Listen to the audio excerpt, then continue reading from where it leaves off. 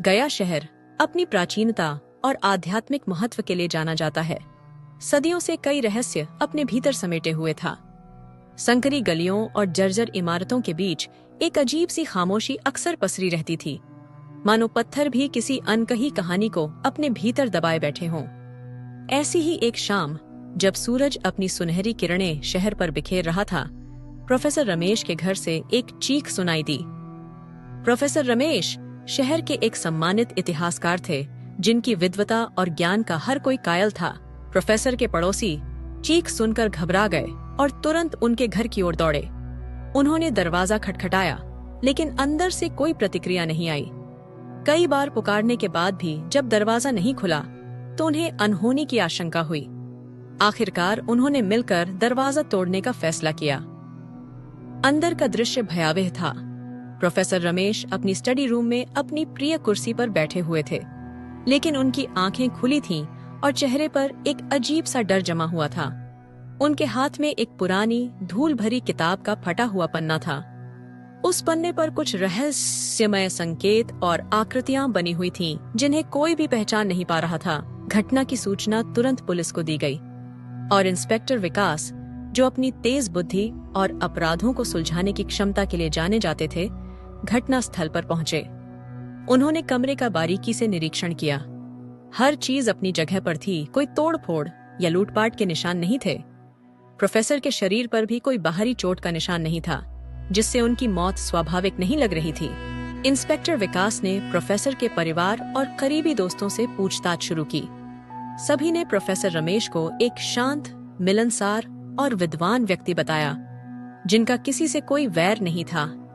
उन्होंने बताया कि प्रोफेसर पिछले कुछ महीनों से एक प्राचीन पांडुलिपि पर गहन शोध कर रहे थे, जिसके बारे में उन्होंने किसी को भी विस्तार से नहीं बताया था।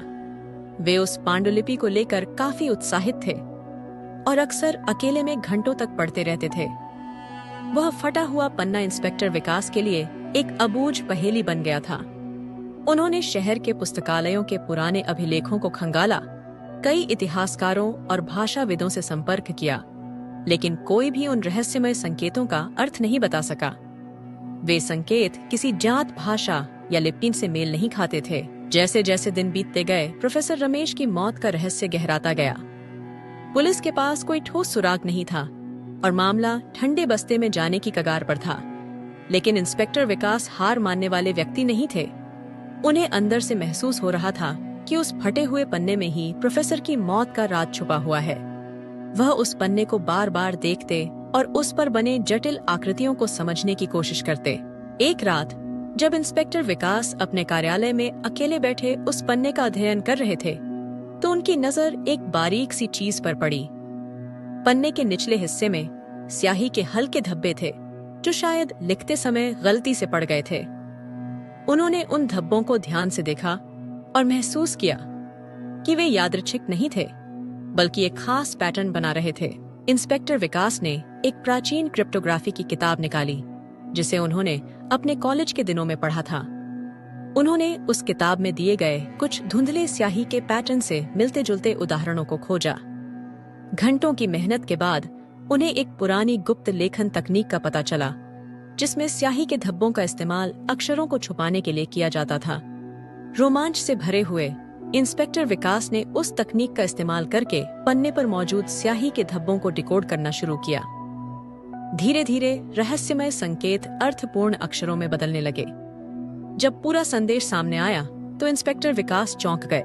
संदेश में लिखा था, गुम हुआ खजाना प्राचीन भैरव मंदिर के नीचे।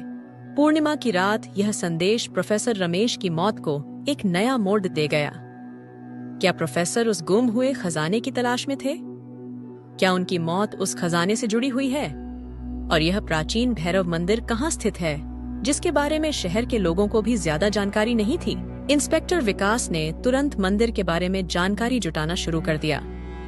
पुराने नक्शों और अभिलेखों को खंगालने के बाद उन्हें शहर के बाहरी इलाके में घने जंगल के बीच एक खंडहर नुमा मंदिर का पता चला।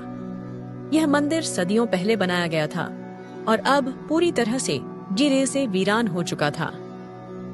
स्थानीय लोग इसके बारे में दबी आवाज में बात करते थे और इसे शापित मानते थे। पूर्णिमा की रात नजदीक आ रही थी। इंस्पेक्टर विकास ने एक टीम तैयार की और उस प्राचीन भैरव मंदिर की ओर रवाना हुए। जंगल में पहुंचने के बाद उन्हें खंडहर नुमा मंदिर मिला, जो सचमुच रहस्य और भय का माहौल पैदा कर रहा था। मंदिर के चारों ओर घनी झाड़ियां थीं और दीवारों पर पुरानी नक्काशी धुंधली पड़ गई थी। मंदिर के अंदर अंधेरा और सन्नाटा पसरा हुआ था,